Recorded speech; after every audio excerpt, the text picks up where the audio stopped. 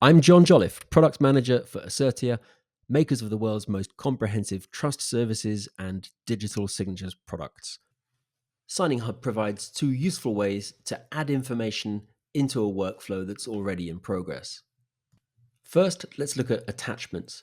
Add your document and then check that your recipient has the Allow Attachments permission turned on. Then add your fields into the document.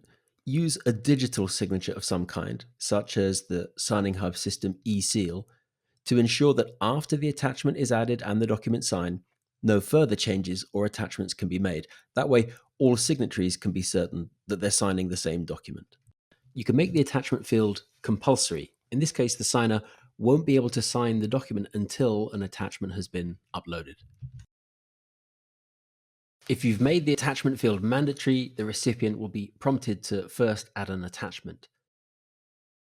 They can upload any supported file type, provided the document has not already been signed.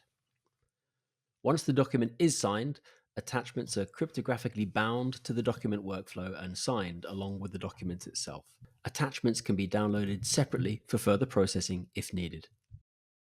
Appending works in a similar way and allows other participants to add documents to complete a workflow package before any signatures are applied by any of the participants. Ensure that your recipients have the Allow Attachments permission enabled. When the recipient opens the document, they can click the Append button and select a file to add to the package. In the right-hand information panel, you can now see all the appended pages in the document. And when you come to download the completed file, you'll see all the pages have been cryptographically bound together in a single document.